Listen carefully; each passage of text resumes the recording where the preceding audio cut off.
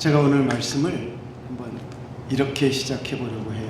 뭐냐면, 여러분들은 신앙생활을 하면서 믿음 때문에 갈등해 보신 적이 있습니까?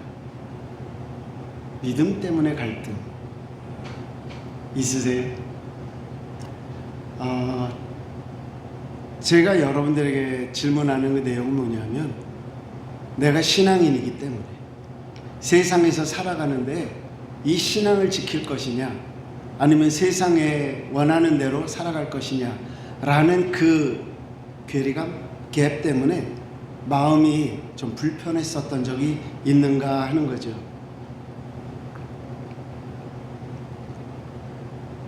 제가 10년 전에 아틀란타로 오게 되면서 사역을 안 하게 됐습니다. 그리고 지금은 현재 이제 직장 생활을 하고 있는데요. 제가 그리스도인이라는 것은 사람들이 다 알죠. 그런데 제가 목회를 했었다라는 것을 아는 사람은 아직까지 없습니다. 숨기고 싶어서 숨기는 것이 아니라, 제가 목사였다라는 것이 그들에게 알려졌을 때에 그들에게 좀 불편함이 있을까라고 생각해서 굳이 말을 안 하는 것뿐이지요. 그런데 그 중에 어떤 분들은 저를 깍듯하게 대하시는 분들이 있으세요. 다른 사람들한테는 안 그런데 저한테만 그래요. 그래서 저분이 뭘 아시나? 제가 그런 생각을 하고 있습니다. 제가 어느 직장에, 지금 일하는 곳 말고 다른 직장에 다니는데, 그분은 제가 목회를 했었다는 걸 압니다. 근데 그분이 저한테 이제 뭐라고 얘기를 하세요. 그래서 제가 그때 이런 말을 했었습니다. 일하는 것 자체로 인정받고 싶습니다. 일을 못하면서 내가 목사였다라는 이유로 당신의 월급을 축내고 싶지는 않습니다 라고 말씀을 드렸던 적이 있어요. 그러면서 굉장히 힘든 시간을 지내야만 했었던 그런 때가 있었는데, 제가 왜 이런 말씀을 드리느냐, 우리가 살아가는 세상은 영적 전쟁의 현장이잖아요. 그렇기 때문에 신앙을 숨길 수도 없고 신앙을 감출 수 있는 방법도 없습니다. 그냥 싸워내야 되고 이겨내야 되는 거죠. 그래서 요즘에는 이런 생각을 합니다. 이 또한 지나가리라. 그 말씀이 그렇게 마음에 평안을 주는 그런 생각이 들어요.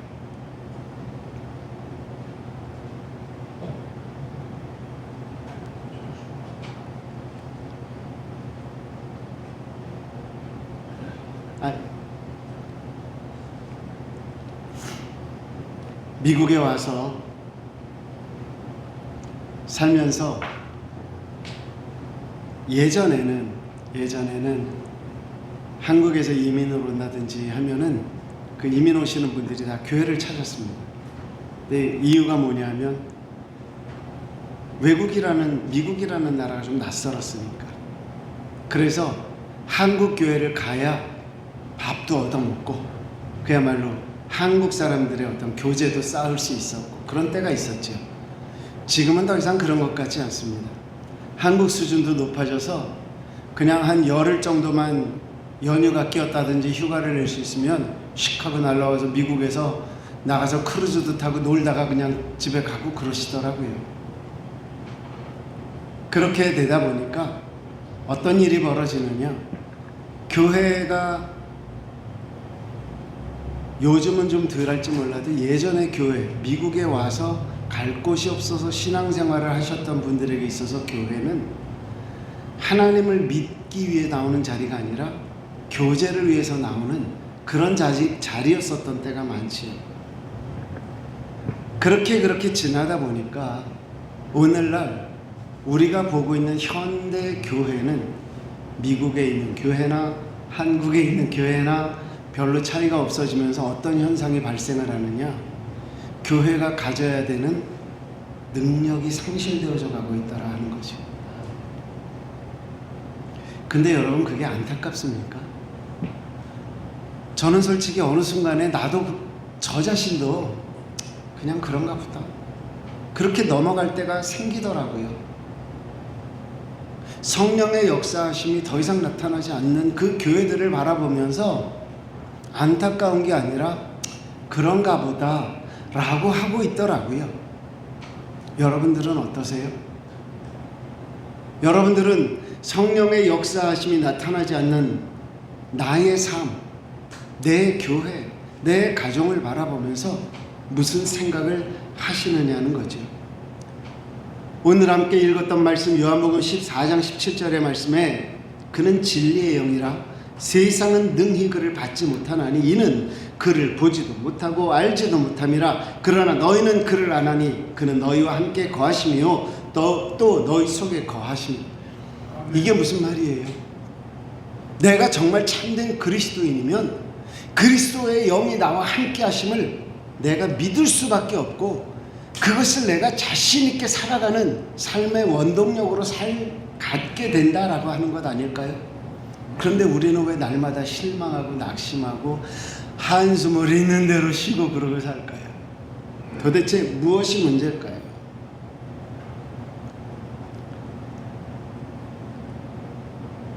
갈라디아서 4장 6절에 있는 말씀 보면 이렇게 되어 있죠. 너희가 아들이므로 하나님이 그 아들의 영을 우리 마음 가운데 보내사 아빠, 아버지라 부르게 하셨다. 우리가 하나님 아버지라고 부를 수 있는 건 뭐예요? 하나님의 영이 우리에게 있기 때문이에요. 여러분 그거 아시죠? 예를 들어서 어느 무당이 점을 보러 갔더니 그렇게 얘기를 하더래요. 당신은 교회 가야 되는 사람이 왜 여기를 왔냐? 근데 그 무당에게 전도를 하는데 그 예수를 믿어보라고 권면을 해서 기도를 하는데 하나님 아버지 그러는데 하나님은 부르는데 아버지는 안 하더라는 거죠. 그때까지 그 무당의 입에서 하나님 아버지가 나올 때까지 끊임없이 중보기도하고 끊임없이 전도하는 그 과정이 있었다. 그런 이야기 들어보신 적 있으실 거예요. 왜요? 하나님을 아버지라고 부를 수 있는 건 성령께서 내 속사람을 뒤집지 않으시면 안 되는 거기 때문에. 우리는 너무 쉽게 하지요. 하나님 아버지. 심지어 성경을 한 번도 안 읽은 분에게 예수님을 전하고 따라해 보세요. 하나님 아버지. 서스름 없이 하더라고요. 어떤 스님은요, 성경을 7번을 읽으셨대요. 그런데 그분 표현이 뭔지 아세요? 나는 도무지 믿어지지가 않는다. 성경을 7번 읽었대요. 도무지 믿어지지가 않는데요. 근데 어떤 초신자가 간증을 하는데 이렇게 간증하더라고요. 나는 한 번도 안 읽어봤는데 믿어져요. 이게 뭐다? 은혜다. 어떻게 주시는 은혜? 성령님의 감동함으로 주어지시는 은혜다라고 하는 거죠. 따라서 우리가 분명히 알고 기억하고 붙잡아야 될 것 중에 하나는 뭐예요? 신앙생활을 바르게 한다는 그것 속에는 무엇이 있어야 된다? 성령을 모시는 그 마음, 그 믿음, 그 간절함이 있어야 된다라고 하는 거죠. 고린도후서 13장 5절에 사도 바울은 이런 표현을 합니다. 너희는 믿음 안에 있는가? 너희 자신을 시험하고 너희 자신을 확증하라. 예수 그리스도께서 너희 안에 계신 줄을 너희가 스스로 알지 못하느냐? 그렇지 않으면, 예수 그리스도가 네 속에 계신 것을 정말 확증할 수 없다면 너희는 버리운 자니라. 두렵지 않으세요? 아니면 감사하지 않으신가요? 나는 예수님을 부인하려고 해봤는데 부인이 안 되더라. 이거는 감사의 조건이 될 수밖에 없다라고 하는 거죠. 그래서 오늘 로마서 8장 9절 말씀에 뭐라고 말합니까? 너희 속에 하나님이 영이 거하시면 너희가 육신에 있지 아니하고 영에 있나니 누구든지 그리스도의 영이 없으면 그리스도의 사람이 아니다 라고 확실하게 도장을 꽝꽝 찍어주셨잖아요. 그러면 제가 여러분들에게 지난주에 말씀 전할 때에 우리는 믿음 안에서 살아가자 그랬잖아요. 믿음 안에서 살아가기 위해서 뭐가 필요해요? 성령님의 역사하심이, 우리 속에서 역사하심이 반드시 있어야 하지 않겠습니까? 그러면 우리가 성령의 역사하심을 우리가 경험하며 살기 위해서는요, 힘들지만 어떻게 살아야 되느냐? 힘들지만 세상을 거스르며 살 줄도 알아야 된다라고 하는 거죠. 후 하는 소리 들렸습니다. 근데 이게 진심이에요. 성령의 함께 하심으로 세상을 거스르면서 사는 것 절대로 쉽지 않습니다. 근데 우리는 그것을 작정한 겁니다. 내 마음이 확정되었다라고 고백을 하는 거죠. 에이든 토저라고 하는 목사님은 이런 표현을 합니다. 현대 그리스도인들의 문제는 성경의 교훈을 모른다는 것이 아니다. 성경의 분명한 교훈을 받아들이고 실천하는 일에 실패했다는 것이 문제다. 세상을 사랑하는 마음이 변화되어 그리스도를 진정한 주님으로 받아들이는 것이 우리에게 힘들기 때문이다. 세상적으로 우리의 중심이 변해가고 있다는 거죠. 여러분, 성경 말씀 속에 심리학이 얼마나 기가 막히게 편승해서 들어와 있는지 아시지? 심리학의 출발은 뭡니까? 에고, 나예요. 나라고요. 인본주의라고요. 그렇기 때문에 이 심리학적인 접근으로 가면 어떻게 해요? 내가 나를 사랑하지 못하면 남을 사랑할 수 있다 없다? 있어요 없어요? 나를 사랑하지 못하는 사람이 어떻게 남을 사랑하느냐 이거죠. 그렇기 때문에 나는 나를 사랑해야 된다. 무엇보다도 먼저. 그렇게 이야기를 하는데 그거는 심리학적 접근이죠. 하나님은 뭐라고 말씀하셔요? 하나님을 사랑하라, 내 이웃을 사랑하라. 그런데 그 말씀이 나오는 배경을 보면 서기관이 와서 물어보는 거잖아요. 무엇이 크고 무엇이 첫째 되는 계명입니까? 계명이라고요. 내가 하나님을 사랑하고 이웃을 사랑하는 것은 해도 되고 안 해도 되는 내 선택이 아니에요. 나를 사랑하지 않으면 할 수 없다라는 그런 심리학적 접근이 필요한 것이 아니라 나는 무조건 사랑해야 되는 거잖아요. 이것이 우리의 힘으로 될까요? 나에게 그토록 힘들게 하는 사람을 사랑하는 것이 내가 마음먹었다고 될까요? 그런데 되는 방법은 있더라는 거죠. 어떻게? 성령님이 나를 송두리째 바꿔버리십니다. 그렇기 때문에 성경이 말하는 건 뭐죠? 내가 그리스도와 함께 십자가에 못 박혔나니 그런즉 이제는 내가 산 것이 아니요 내 안에 그리스도께서 사신 것이라. 내 삶이 어떻게 바뀌어요? 그리스도의 삶으로 바뀌어가더라. 어떻게 이게 가능해요? 성령께서 내 속에 나를 붙잡아 주시기 때문에. 그러면서 사도 바울은 로마서 12장 2절에 우리에게 분명하게 얘기를 해줬죠. 너희는 이 세대를 본받지 말고 오직 마음을 새롭게 함으로 변화를 받아 하나님의 선하시고 기뻐하시고 온전하신 뜻이 무엇인지 분별하도록 해라라는 거죠. 사실 세상의 마귀는요, 우리가 생각하는 것보다 훨씬 강합니다. 얼마나 강한지 몰라요. 근데 그걸 누구만 모르느냐? 믿는 사람만 몰라요. 왜? 어느덧 세뇌가 됐어요. 하나님이 능력 주시면 우리를 이길 수 있다라는 거죠. 그러면서 정작 그 영적 싸움의 현장 가서는 타협을 자꾸 해요. 이럴 수도 있지, 저럴 수도 있지. 제가 어느 날 유튜브를 이렇게 보는데 그 신현준이라는 배우가 나와서 했던 말이 그렇게 기억에 남아요. 뭐냐면 이분이 이제 예수님을 영접했어요. 그래서 그 신앙 간증을 이제 어떤 토크쇼 같은데 그 새롭게 하소서인가 그런 데 나와서 하는 거예요. 막 얘기를 하는데 어느 회식 자리에 가서 이제 술이 이렇게 이제 돌게 됐대요. 그래서 자기가 얘기를 한 거예요. 나 이제 예수 믿고 교회 다니고요. 뿐만 아니라 이제 얼마 전에 제가 집사가 됐습니다. 이제 제 술 못합니다. 그랬더니 옆에 계신 분이 어깨를 탁탁 치면서 괜찮아, 나 장로야, 장로. 그러시더라는 거죠. 그런 타협 안에 들어왔을 때에 쉽게 그를 부인하고 거절할 수 있을까요? 쉽지 않죠. 그런데요, 사도 바울은 고린도전서 2장 14절에 이런 말을 하네요. 육에 속한 사람은 하나님의 성령의 일들을 받지 아니하나니 이는 그것들이 그에게는 어리석게 보입니다. 또 그는 그것들을 알 수도 없나니 그러한 일은 영적으로 분별되기 때문이다. 세상에서 야, 사회생활을 위해서는 이런 것도 해야 돼라고 하는 그 부분이 내가 믿음을 지키겠다고 못하겠다고 하면 어떻게 돼요? 어리석은 일처럼 보일 수 있다라는 거죠. 그런데 그 사람들은 그거를 이해 못한대요.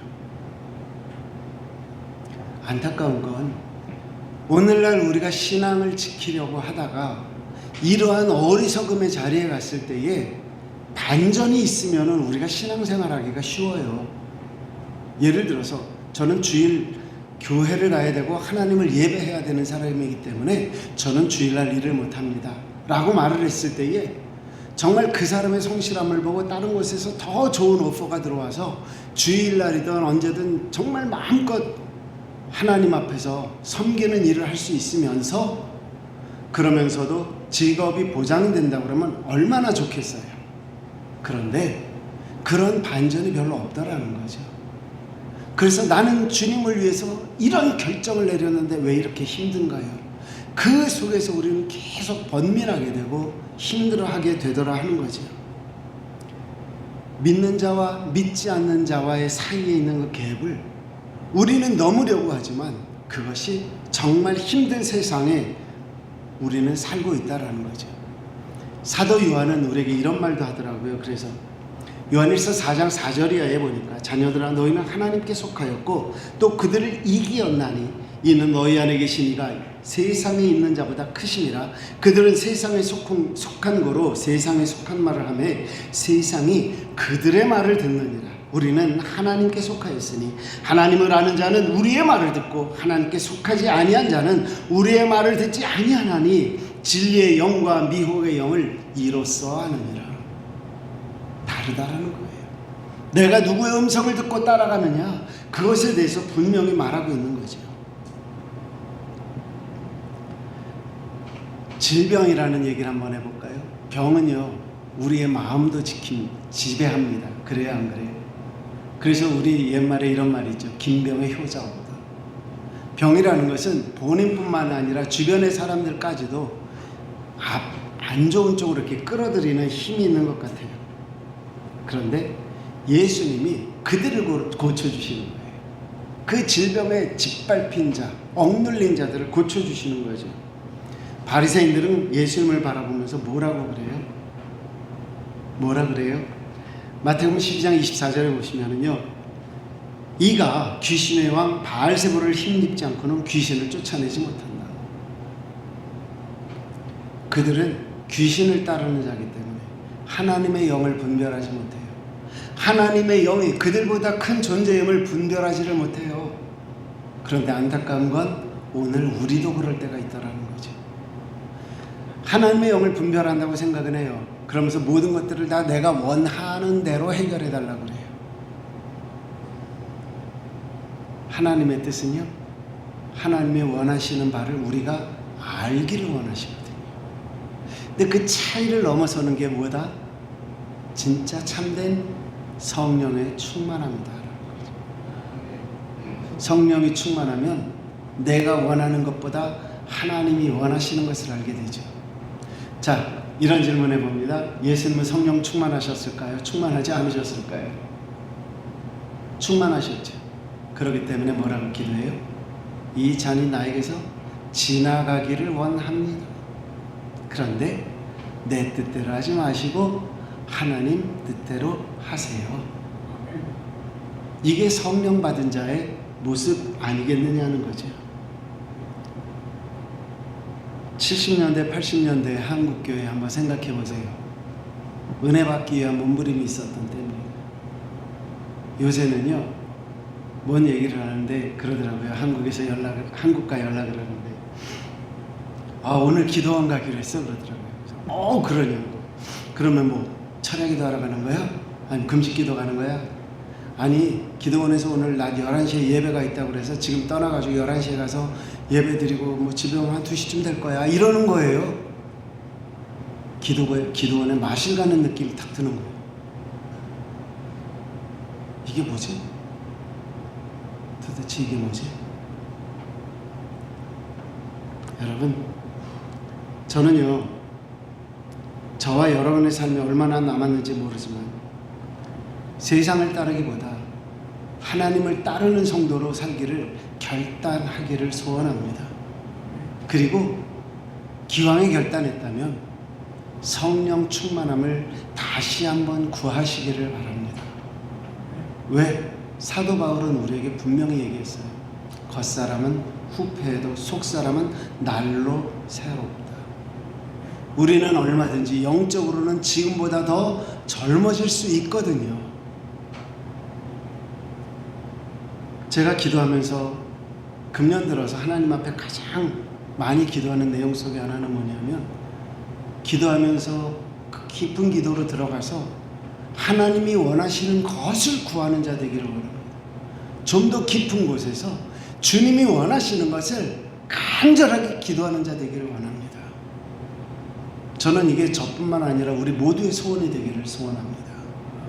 그래서 성령 안에서 성령이 구하게 하시는 바를 성령의 뜻을 따라 구함으로 성령 충만을 날마다 경험하는 여러분과 제가 될 수 있기를 주님의 이름으로 축복합니다. 그런데 이렇게 되기 위해서 우리가 기억해야 될 것, 우리는 성령과 동행해야 됩니다. 하나님과 동행해야 됩니다. 이 세상은 어떤 세상이냐? 능력 있는 사람이 고개를 탁 숙이잖아요. 그럼 겸손하다고 합니다. 능력이 없어 보이는 사람이 고개를 탁 숙이잖아요. 그러면 비굴하다라고 이야기를 합니다. 여러분들은 어떤 쪽입니까? 세상과 상관없이 하나님의 관점에서 보는 신앙생활, 하나님의 관점에서 보는 살아가는 삶의 모습을 보일 수 있게 되시기를 주님의 이름으로 축복합니다. 그것은 고린도전서 3장 18절에 있는 말씀에 보면, 아무도 자신을 속이지 말라. 너희 중에 누구든지 이 세상에서 지혜 있는 줄로 생각하거든 어리석은 자가 되라. 그리하여야 지혜로운 자가 되리라. 세상 사람들은 어떻게 본다고요? 신앙으로 살아가는 사람들을 어리석다 말한다고 그랬죠. 그런 면에서 오늘 고린도전서 3장 18절에서 뭐라 그래요? 기꺼이 하나님의 말씀을 따르기 위해서는 어리석은 자가 되는 것을 감수해라 말씀하시는 거죠. 그러지 않으면 어떻게 된다?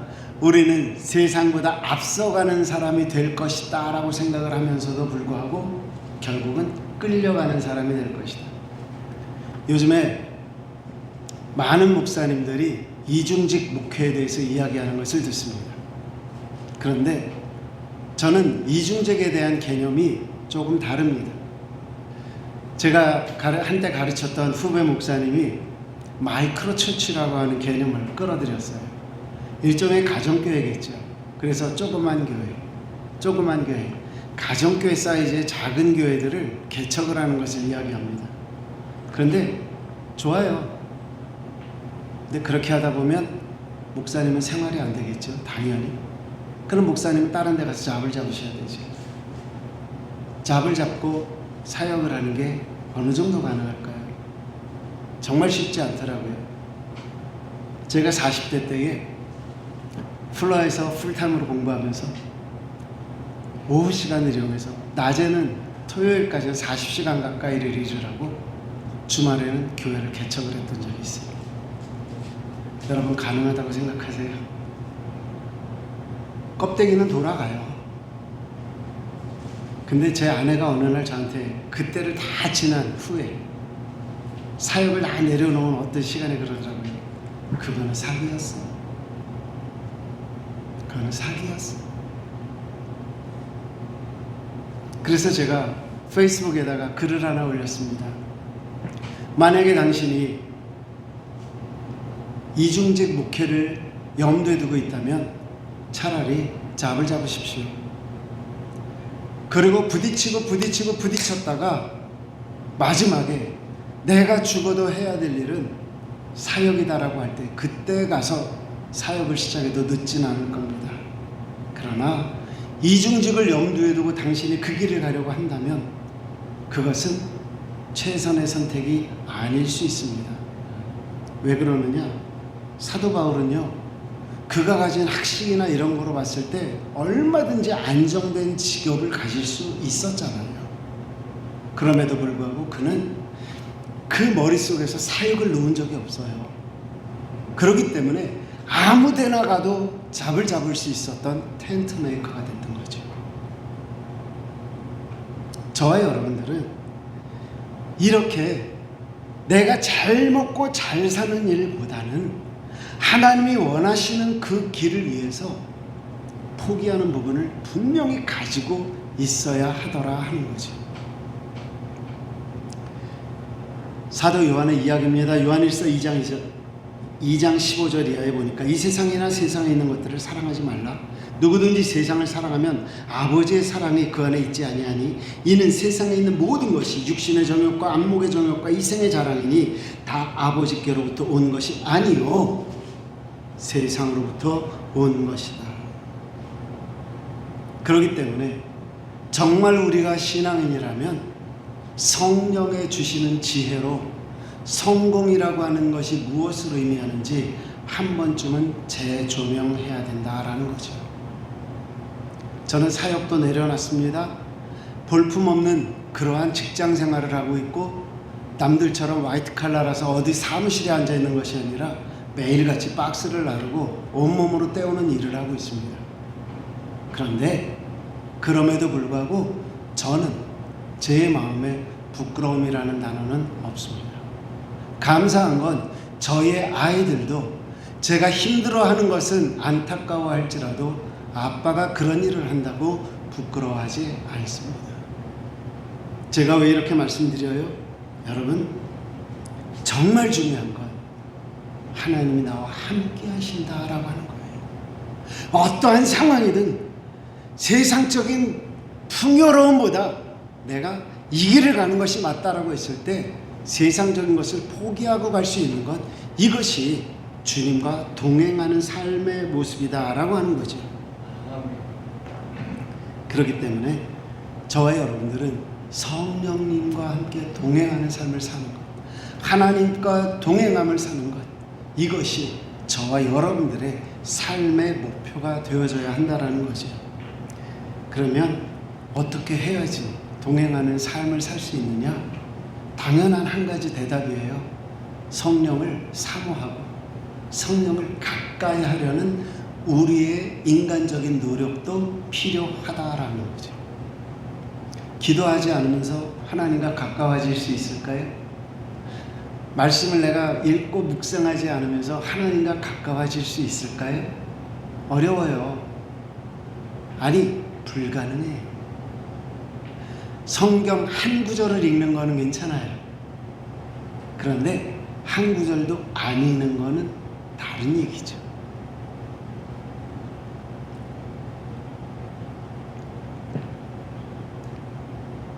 성령과 함께하는 것, 성령을 내가 모시고 사는 것, 성령에 대한 간절함이 있다는 것 혹은 없다는 것, 그 결과가 어떻게 달라지는지 아세요? 어느 날 예수님께서 제자들을 모으셨어요. 그리고 제자들에게 권능을 베풀어 주시죠. 뭐라 그래요? 너희들이 나가서 하늘나라의 복음을 전하는데 너네들이 기도하면 병든 자도 나을 거야. 너네들이 기도하면 귀신도 내어 쫓을 수 있을 거야. 근데 제자들이 나가는 겁니다. 막 나가서. 그랬더니 정말 아닌 게 아니라 그 자리에서 어떤 일이 벌어져요? 귀신이 쫓겨가고 병든 자가 나음을 입더라 하는 거죠.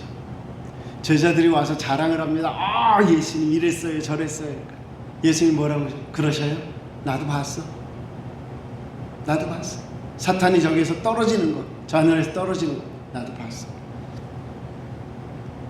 그런데 마태복음 17장에 가서 보시면 귀신 들린 아들을 데리고 한 아버지가 그 제자들에게 찾아오지요. 그리고 부탁을 합니다. 여러분들이 우리 아이의 귀신을 좀 내어 쫓아주시면 안 되겠습니까? 왜 그런 이야기를 해요? 과거에 그런 일들을 했잖아요. 그러니까 부탁을 하는 겁니다. 근데 이 귀신이 무슨 거기다 껌딱지를 붙여놨나요? 떨어지질 않네요. 그러니까는 아버지가 막 실망을 하는 겁니다. 왜 이 사람들은 못할까? 그러고 근데 예수님이 오셨어요. 예수님께서 그 귀신을 내어 쫓아주시지. 제자들이 뭐야 이거? 물어봅니다. 왜 우리는 못했죠? 예수님께서 하시는 말씀입니다. 마태복음 17장 20절인데요. 너희 믿음이 작은 까닭이니라 진실로 너희에게 이르노니 만일 너희에게 믿음이 겨자씨 하나만큼만 있어 이 산을 명하여 여기서 저기로 옮겨지라면 옮겨질 것이 또 너희가 못할 것이 없을 것이다. 믿음의 문제라고 그랬어요.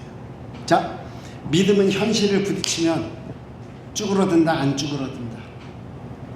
솔직히 말씀해 보세요. 현실이라는 벽 앞에서 우리의 믿음은 찌그러집니까 안 찌그러집니까? 제 경험으로는 찌그러지더라고요.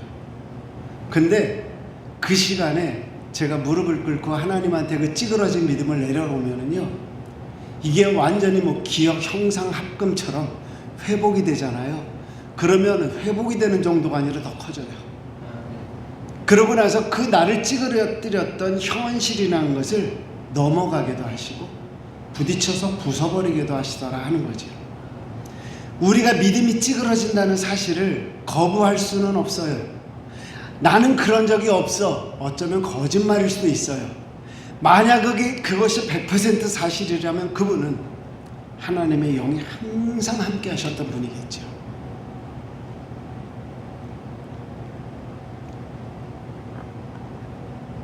성령이 함께 하시는 것은 결국 우리의 믿음을 살리는 일이다라는 거죠.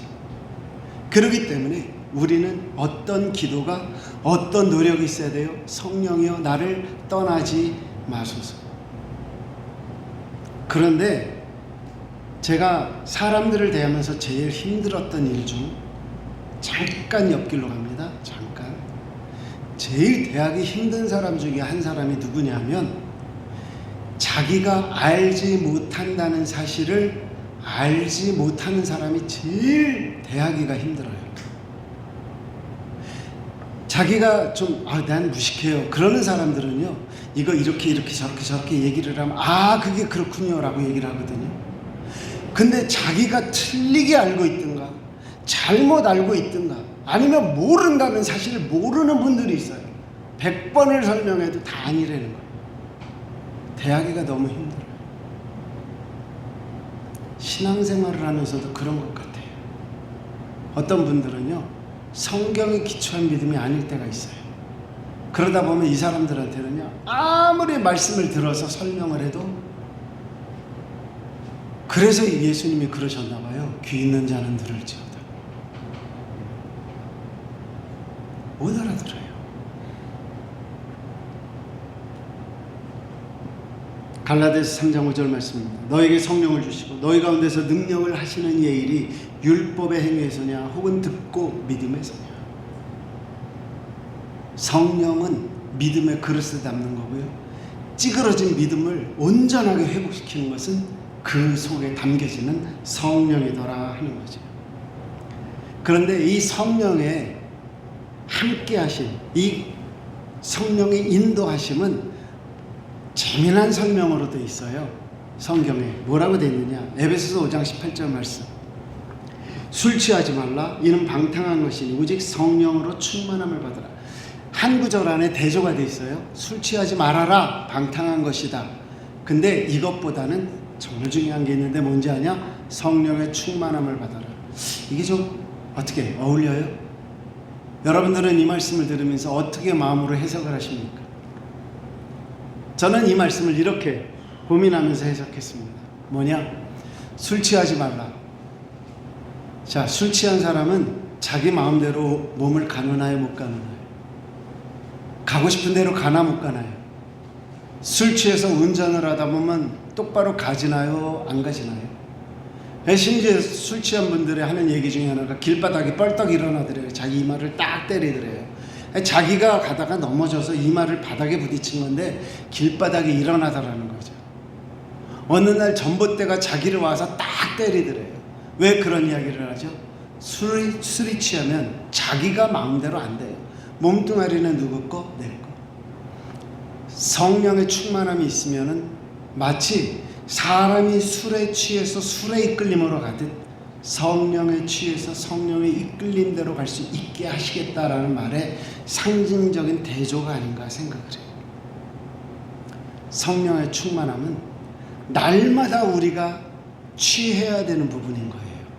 날마다 우리가 가져야 하는 부분이고 날마다 사모해야 되는 부분이다라고 하는 거죠. 성령의 역사하시면요, 우리가 원하는 곳이 아니라 우리가 원하지 않는 곳으로 우리를 이끌어갈 수도 있어요. 지난주에도 잠깐 말씀드렸지만 사도 바울이 예루살렘으로 가는 과정 속에 하나님께서 성령을 통해서 사도 바울에게 주셨던 깨달음은 뭐였는가 하면 사도행전 20장 22절에 보라 이제 나는 성령에 매여 예루살렘으로 가는데 거기서 무슨 일을 당하는지 알지 못하노라. 오직 성령이 각 성에서 내게 증언하여 결박과 환난이 나를 기다린다 하시나 내가 달려갈 길과 주 예수께 받은 사명 곧 하나님의 은혜의 복음을 증언하는 일을 마치려 하면 나의 생명조차 조금도 귀한 것으로 여기지 않는다. 성령께서 예루살렘으로 인도하는데 난 그곳에서 어떠한 어려움이 기다리는지 정확히 알지 못하지만 나에게 주어진 성령의 인도하심은 그 고난을 향하여 나가라고 하는 것이다. 분명히 말을 해요. 그러고 나서 가다가 두로에 잠깐 들렸을 때에 제자들이 이렇게 말합니다. 사도행전 21장 4절에 보니까 제자들을 찾아 거기서 이래를 머물더니 그 제자들이 성령의 감동으로 바울더러 예루살렘에 들어가지 말라 하더라. 아니, 사도 바울에게 주어진 성령의 감동은 예루살렘으로 고난을 당하러 가라는 거예요. 그런데 두로 지역에 갔을 때의 제자들에게 성령은 어떤 모습이에요? 가지 말아라 라고 하는 거죠.